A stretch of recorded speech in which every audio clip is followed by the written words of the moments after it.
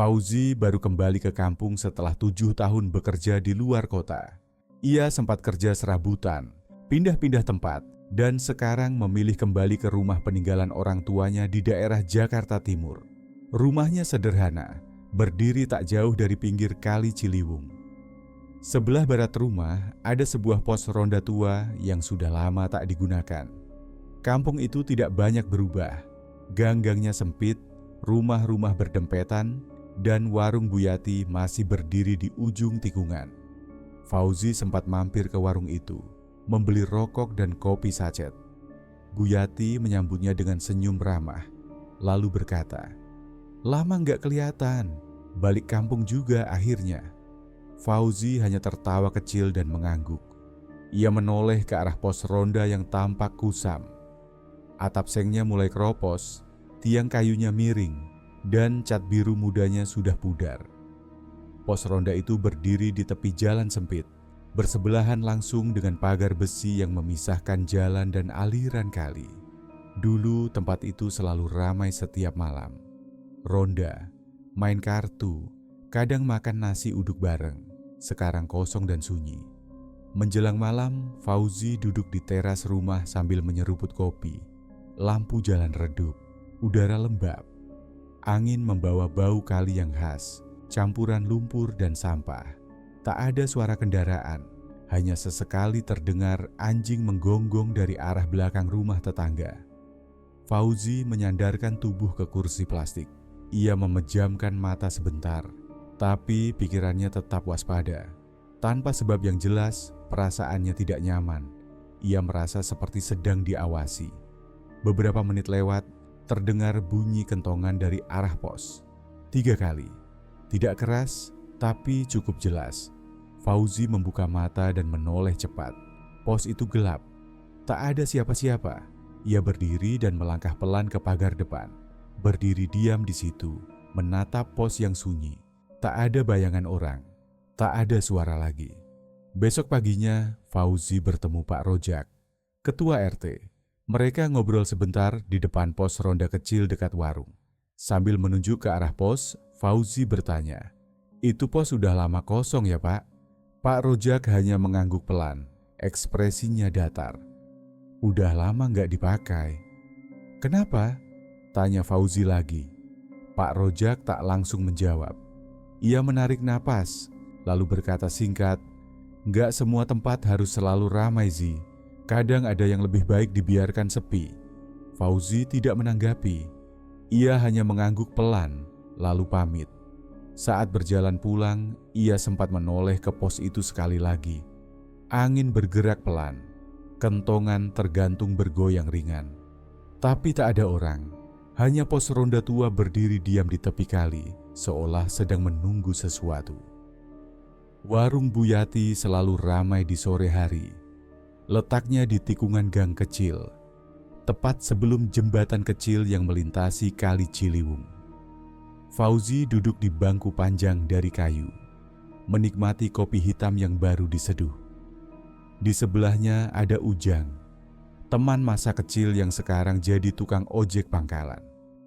Ujang membuka obrolan sambil memotong rokoknya. "Lu semalam denger kentongan juga, Zi?" Fauzi menoleh cepat. "Lo juga denger?" Ujang mengangguk.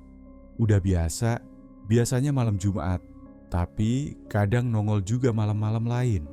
Fauzi menarik napas, lalu melihat ke arah pos dari kejauhan. Masih berdiri seperti kemarin, sepi. Tidak ada orang.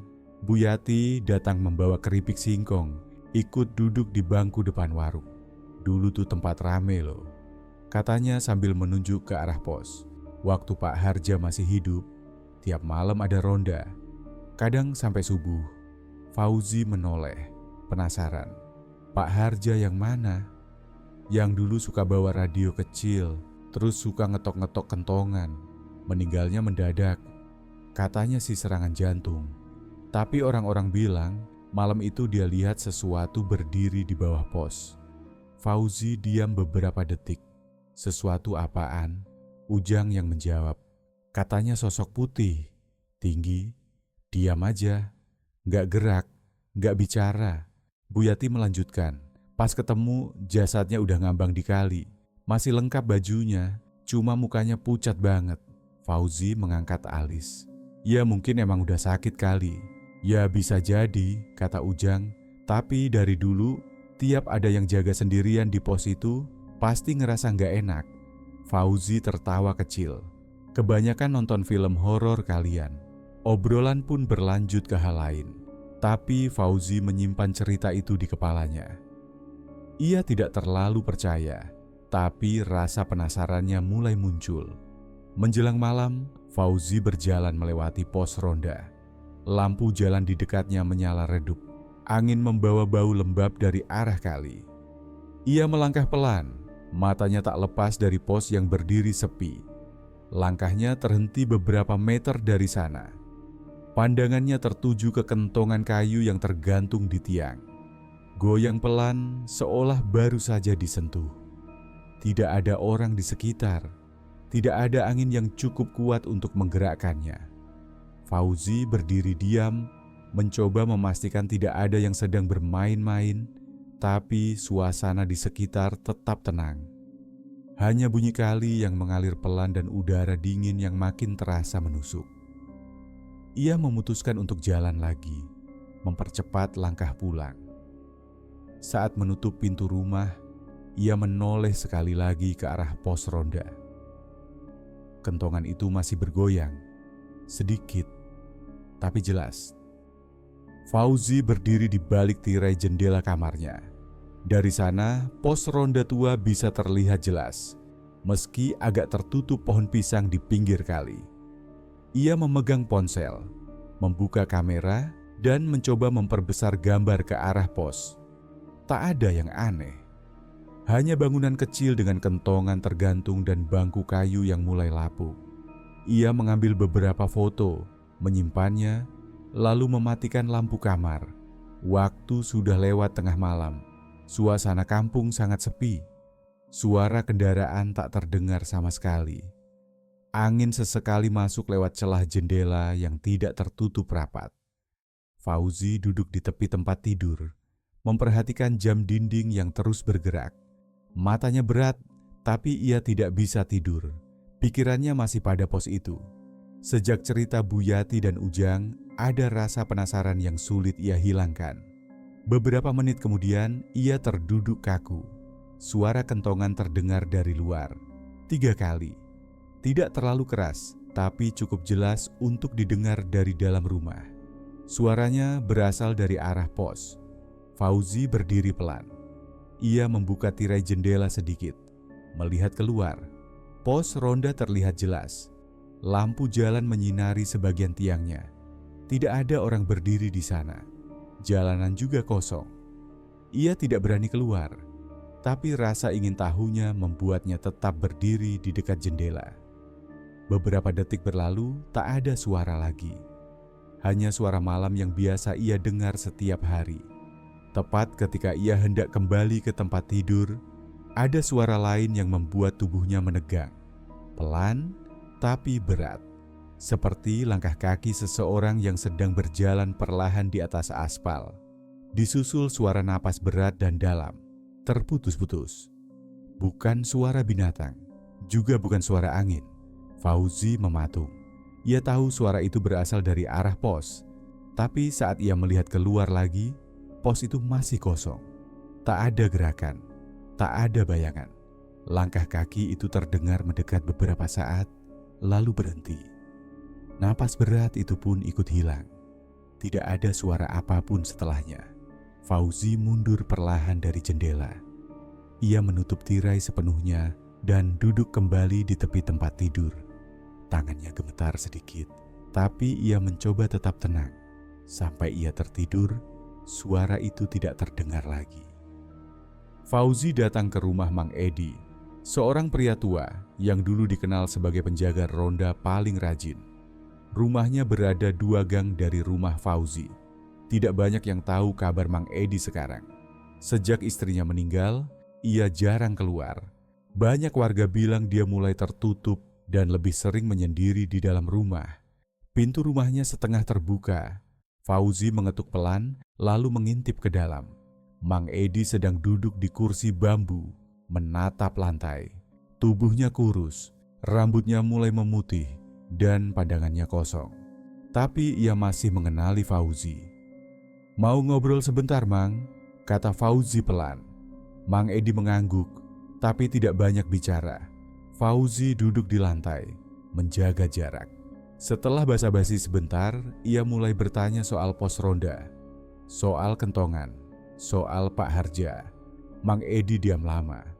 Lalu tiba-tiba ia membuka mulut dan hanya berkata satu kalimat, pelan tapi jelas.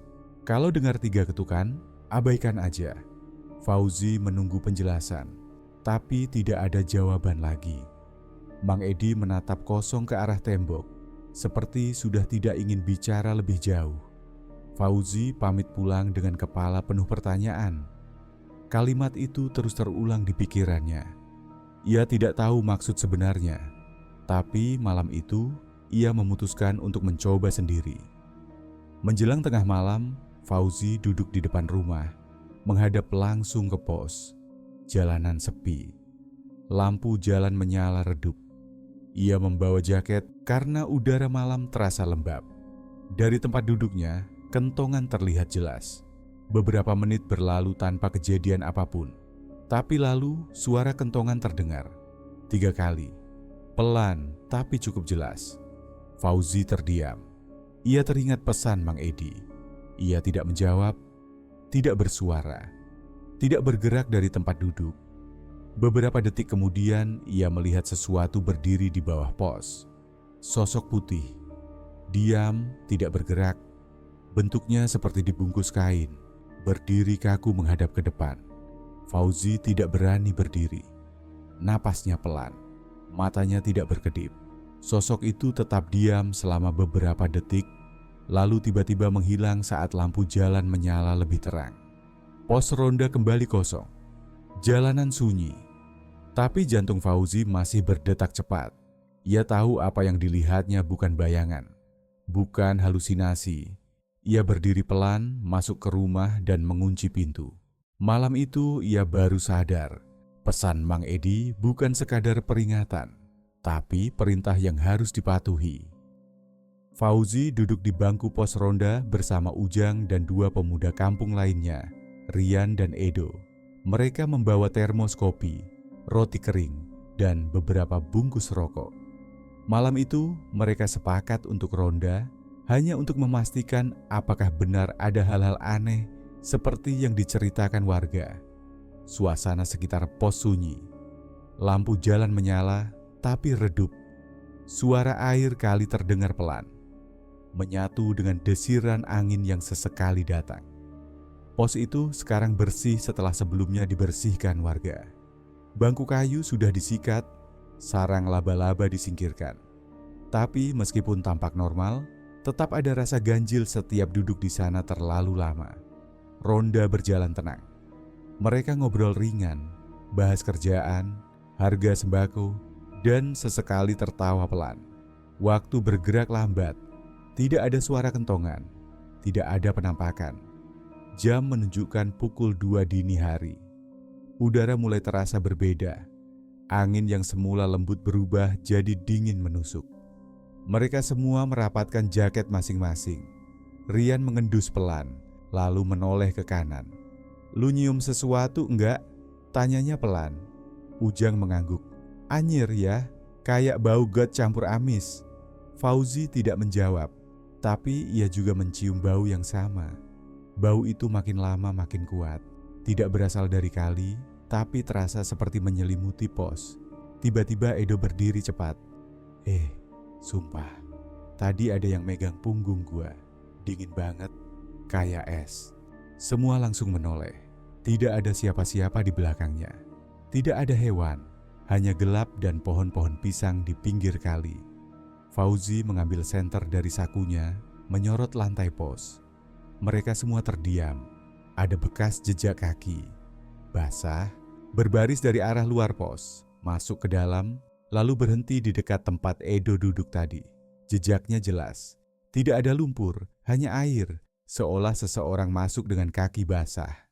Rian menelan ludah. "Tadi nggak hujan kan?" Ujang menggeleng cepat. Kering dari sore. Edo mundur beberapa langkah. Ini siapa yang bikin jejak? Tidak ada yang menjawab. Tidak ada yang berani bergerak. Beberapa menit kemudian, bau itu mulai menghilang. Angin kembali tenang. Jejak kaki perlahan mengering sendiri. Mereka memutuskan untuk membubarkan ronda malam itu. Tidak ada satupun dari mereka yang ingin lanjut berjaga. Pos ronda ditinggalkan dalam diam. Fauzi berjalan pulang dengan pikiran penuh. Ia tahu, kejadian malam ini bukan kebetulan.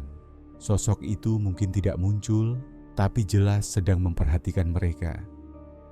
Fauzi mampir ke rumah Pak Rojak. Ia tahu Pak Rojak punya banyak arsip lama, termasuk foto-foto ronda waktu zaman Pak Harja masih hidup. Pak Rojak duduk di ruang tengah, membuka satu album foto yang sampulnya sudah kusam. Tangannya pelan membalik halaman demi halaman, lalu berhenti di satu lembar. Nih, waktu ronda tahun itu. Lihat, ini Pak Harja yang duduk di pojok, katanya sambil menunjuk sosok pria tua berkumis tebal, memakai topi dan jaket lusuh. Fauzi memperhatikan foto itu. Diambil malam hari, tapi masih cukup terang untuk melihat siapa saja yang ada di dalamnya. Di belakang Pak Harja, tampak pos yang sama seperti sekarang. Namun matanya tertuju pada satu bagian. Di balik tiang pos ronda, ada bayangan putih. Samar, tapi jelas bukan bayangan biasa. Bentuknya tegak, berdiri diam. Bukan kabut, bukan pantulan cahaya. Sosok itu terlihat seperti berdiri di sana, menyatu dengan latar belakang. "Pak, ini di belakang siapa?" tanya Fauzi. Pak Rojak menyipitkan mata. Baru sadar juga, padahal dulu pas dicetak, nggak ada yang komentar soal itu. Fauzi meminta izin untuk memfoto ulang gambar itu. Pak Rojak mengangguk. Setelah itu ia pamit pulang. Malamnya suasana rumah terasa lebih dingin dari biasanya. Malam Jumat. Sama seperti malam-malam sebelumnya, listrik rumah Fauzi tiba-tiba padam sekitar pukul 11. Hanya rumahnya. Rumah tetangga tetap menyala. Ini sudah terjadi 3 kali. Fauzi duduk di dekat jendela, hanya diterangi cahaya dari lampu jalan. Ia membuka tirai pelan, memandangi pos yang tampak sepi. Sama seperti sebelumnya, kentongan tergantung diam dan bangku kayunya terlihat kosong. Dengan ponsel di tangan, Fauzi membuka kamera dan memperbesar tampilan ke arah pos. Tidak ada gerakan, tidak ada suara. Ia mengatur fokus, mengambil satu foto. Ketika ia melihat hasil fotonya, jantungnya berdetak cepat. Di jendela, tepat di balik tirai tempat ia berdiri, ada pantulan samar, wajah pucat, mata menatap lurus, terbungkus kain putih. Ia langsung menoleh ke belakang. Tirai masih bergoyang, tapi tidak ada siapa-siapa di dalam rumah. Fauzi berdiri lama di dekat jendela, tidak berani bergerak. Listrik belum kembali. Rumah terasa hening sekali. Foto itu masih tersimpan di ponselnya. Sosok itu terlihat jelas. Dan dia tahu, apapun yang selama ini mengganggu pos ronda, sekarang sudah lebih dekat. Air kali yang biasanya tenang, mulai terlihat naik sedikit demi sedikit. Tidak ada hujan deras, tapi permukaan air terus bertambah tinggi setiap malam Jumat. Warga mulai membicarakannya, terutama karena bau anyir yang makin tajam muncul dari arah aliran kali. Fauzi duduk di warung Bu Yati, memesan kopi hitam seperti biasa. Warung kecil itu berada di sudut gang, hanya beberapa meter dari jalan setapak ke arah pos ronda. "Kalinya mulai bau, Bu," kata Fauzi sambil menyeruput. Bu Yati mengangguk pelan. "Dulu juga pernah begitu, lama banget. Waktu itu ada yang nemu mayat nyangkut di bawah pos." Fauzi mendongak. "Serius?" "Iya, jasad laki-laki, udah bengkak, gak ada yang kenal, gak ada keluarga yang ngakuin. Akhirnya dimakamkan diam-diam di pemakaman lama." "Orang kampung sini?" tanya Fauzi. Bu Yati menggeleng. "Gak ada yang tahu, tapi sejak itu pos jadi aneh. Waktu Pak Harja masih hidup juga sering bilang ada yang ngawasin." Fauzi tidak menanggapi. Ia menyimpan cerita itu dalam pikirannya, mencoba menghubungkan dengan semua yang terjadi belakangan ini. Malamnya, udara kembali dingin. Rumah Fauzi dekat dengan kali, hanya terpisah pagar bambu dan semak. Ia bangun untuk membuang air cucian ke belakang rumah. Ember plastik dibawanya keluar, lalu dituangkan ke selokan kecil di pinggir pagar. Kepalanya menoleh ke kiri, refleks karena mencium bau amis menyengat. Dari arah kali, samar-samar terlihat sosok berdiri diam, tidak bergerak, tidak bersuara. Tubuhnya dibungkus kain putih yang kusam dan kotor. Fauzi mematung. Jaraknya hanya sekitar 10 meter. Sosok itu berdiri di tepi kali, seperti menatap ke arah rumah. Sorotan lampu jalan menyinari cukup jelas untuk menunjukkan bahwa yang ia lihat bukan bayangan. Fauzi segera masuk kembali ke dalam rumah dan mengunci pintu belakang. Ia duduk di ruang tengah, menunggu napasnya kembali tenang. Pikirannya penuh. Bau anyir, air kali yang naik, cerita jenazah tidak dikenal, semua mengarah ke satu hal. Sosok yang dilihatnya malam ini kemungkinan bukan baru datang. Mungkin dari awal sudah ada di sana. Dan sekarang, sosok itu semakin dekat. Malam Jumat kembali datang. Fauzi sudah bersiap sejak sore. Ia mematikan lampu teras, memastikan semua pintu terkunci, dan duduk di ruang tengah dengan ponsel di tangan. Kepalanya masih memikirkan ucapan Mang Edi beberapa waktu lalu. Kalau dengar 3 ketukan, abaikan aja. Waktu merangkak lewat tengah malam. Rumah tetangga sudah gelap, suasana lingkungan sunyi total. Listrik di rumah Fauzi masih menyala, tapi udara terasa lembab. Jendela sedikit berembun, meski tidak hujan. Lalu terdengar suara ketukan. Bukan dari belakang, bukan dari arah pos ronda, tapi dari depan rumah. Pelan, teratur, dan hanya 3 kali. Fauzi tidak bergerak. Jantungnya berdetak kencang, tapi tubuhnya diam. Ia duduk di lantai, punggung menempel ke dinding. Pikirannya langsung teringat kata Mang Edi. Ketukan itu tidak berulang. Tidak ada suara lain. Tidak ada bayangan lewat di luar jendela. Tapi rasa dingin mulai merambat dari ujung kaki. Pagi harinya, Fauzi duduk di warung. Wajahnya letih. Ujang datang, membawa rokok, dan langsung duduk di sampingnya. Muka lu pucat sih, malam lu gak tidur ya? Gue dengar ketukan, 3 kali, di depan rumah, jawab Fauzi pelan. Ujang langsung terdiam. Ia memandang meja sebentar, lalu menarik napas dalam. Gue pernah, 2 tahun lalu, sama, malam Jumat juga, ada yang ketuk. Karena gue pikir itu tetangga, gue buka pintu, ucap Ujang lirih. Gak ada siapa-siapa. Tapi pas gue tutup pintu lagi, gue lihat ke jendela. Ada muka nempel dari luar. Putih, pucat, matanya hitam semua. Fauzi menatap Ujang. Tak berkata apa-apa. Gue pingsan. Besoknya baru sadar. Sejak itu, tiap malam Jumat gue gak pernah jawab suara apapun. Lanjut Ujang. Setelah minum kopi, Fauzi pulang. Matahari belum tinggi. Ia melihat ke pintu depan sebelum masuk. Ada bekas lumpur di daun pintu, jelas berbentuk telapak tangan, seperti seseorang menyentuh dari luar. Tidak hanya 1, ada 3, dan semua dalam posisi vertikal, seperti ditekan pelan.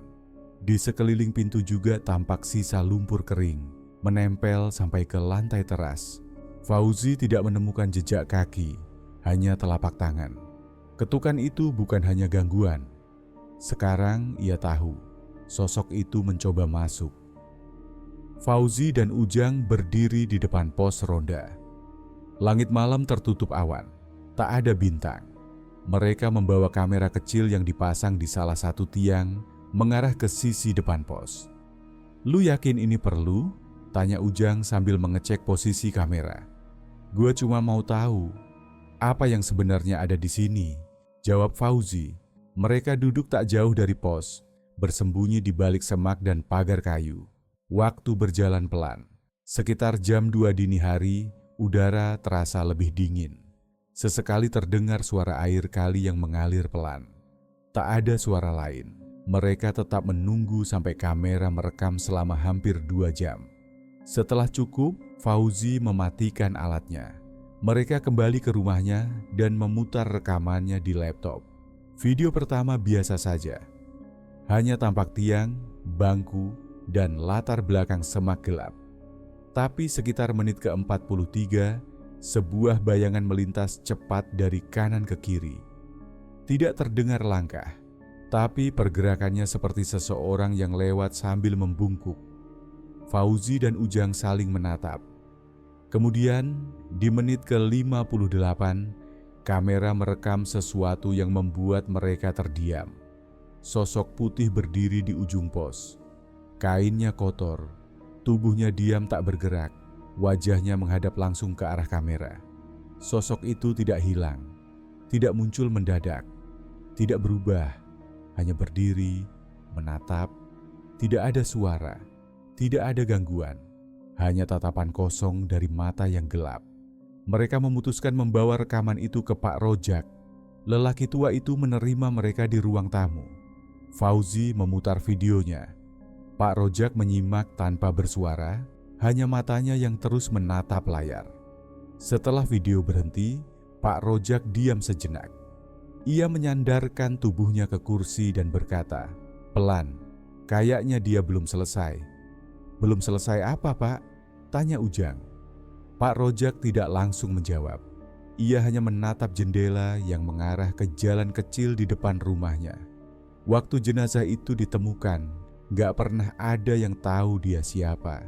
Tapi malam-malam begini, ada yang bilang dia selalu datang balik ke tempat terakhir dia kelihatan. Fauzi dan Ujang terdiam. Rekaman itu sudah cukup membuktikan satu hal. Apapun yang mengganggu pos ronda bukan cuma cerita lama. Sosok itu nyata. Dan dia belum selesai. Fauzi dan Ujang duduk di ruang tamu rumah Pak Rojak. Lampu gantung redup, hanya menyisakan bayangan di dinding. Pak Rojak menyajikan teh manis, lalu duduk perlahan di kursi rotan. Kalian mau tahu semuanya? Tanya Pak Rojak. Fauzi mengangguk. Kami udah lihat rekaman. Kami juga ngerasa diganggu terus. Pak Rojak menghela napas. Dulu, sebelum pos itu berdiri, pernah ada orang kampung yang hilang. Namanya nggak pernah jelas. Ada yang bilang dia pendatang. Katanya punya masalah. Suka mabuk juga. Ujang menyimak sambil memegang cangkir. Terus, suatu malam dia hilang. Nggak pulang. Baru beberapa hari kemudian mayatnya ketemu, nyangkut di bawah batang bambu yang tumbuh di pinggir kali. Pas banget di tempat pos sekarang. Lanjut Pak Rojak. Fauzi bergeser mendekat. Itu sebelum pos ronda dibangun? Pak Rojak mengangguk.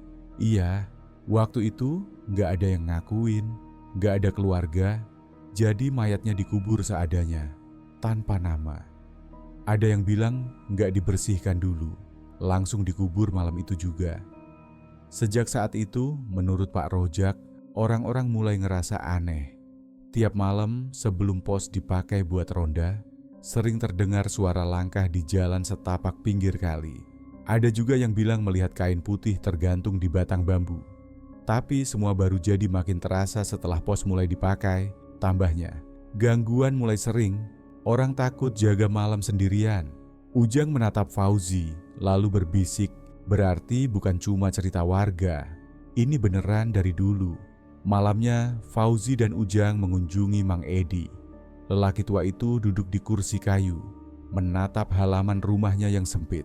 Tubuhnya kurus, jalannya sudah lambat. Tapi saat mereka menyebut nama Pak Harja, matanya langsung berubah. Sebelum Pak Harja meninggal, dia pernah ronda bareng saya, kata Mang Edi pelan. Malam itu, dia jalan ke arah pos lebih dulu. Saya ketinggalan, ambil rokok di warung Bu Yati. Mang Edi terdiam sejenak lalu melanjutkan. Saya lihat ada pocong berdiri di belakangnya. Nggak ngapa-ngapain, cuman ngikutin pelan. Kenapa nggak bilang Mang? Tanya Ujang. Mang Edi memalingkan wajah. Saya kira cuma bayangan, Tapi besoknya dia ditemukan meninggal.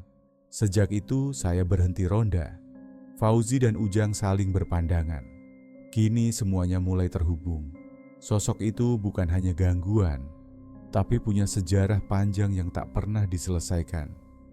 Dan mungkin masih ada sesuatu yang belum selesai sampai sekarang. Fauzi menatap pos ronda dari kejauhan. Kayunya mulai lapuk, catnya pudar. Ia berdiri di tepi jalan kecil, memegang surat pengajuan renovasi pos ronda yang sudah ditandatangani RT. Ia sudah bicara dengan Pak Rojak dan Mang Edi. Mereka setuju mengadakan tahlilan untuk mendoakan sosok yang tak dikenal itu. Bu Yati ikut membantu menyiapkan makanan. Beberapa warga muda juga setuju datang. Malam itu, sebelum tahlilan dimulai, Fauzi duduk di kamarnya. Pintu tertutup, jendela terkunci. Ia sedang mengecek ulang catatan dan daftar warga yang akan hadir saat terdengar ketukan.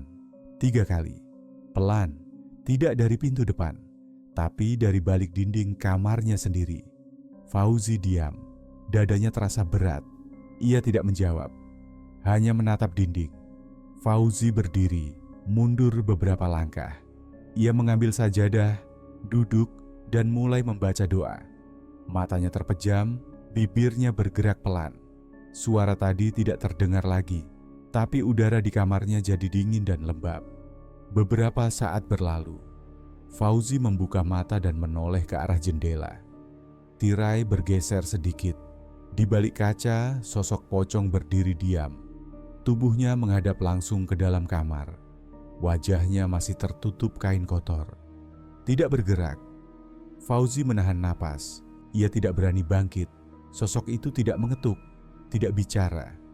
Hanya berdiri, sampai perlahan langit mulai berubah warna. Fauzi mendengar suara azan dari musala kampung. Begitu kalimat pertama terdengar, sosok di jendela lenyap. Tirai kembali diam.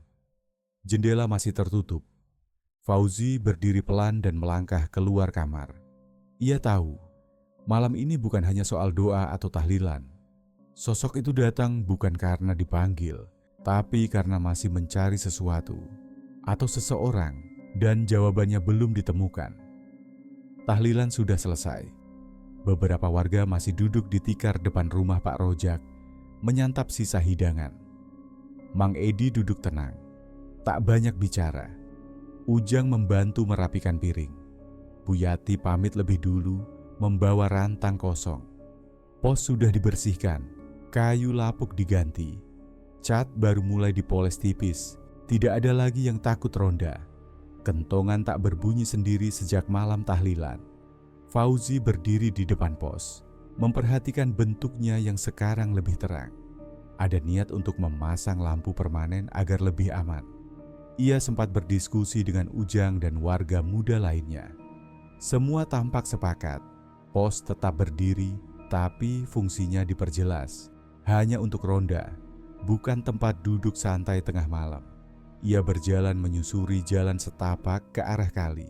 Udara sore mulai turun, membawa angin lembab dari aliran air. Permukaan kali tidak tinggi, tapi alirannya masih tenang. Beberapa plastik nyangkut di pinggiran, sebagian tersangkut di akar bambu tua. Fauzi berhenti di bawah pohon kecil yang menghadap langsung ke arah pos. Dari tempatnya berdiri, ia bisa melihat bagian belakang pos dan sebagian pinggir kali yang lebih dalam. Pandangannya menyapu ke sekeliling, memastikan tak ada yang tertinggal. Lalu matanya menangkap sesuatu. Di seberang kali, berdiri sosok putih. Diameter tidak bergerak. Pocong itu masih sama seperti yang pernah ia lihat. Tingginya tak lebih dari manusia biasa. Wajahnya tak terlihat. Tubuhnya dibalut kain yang mulai kusam. Fauzi tidak lari, tidak berteriak.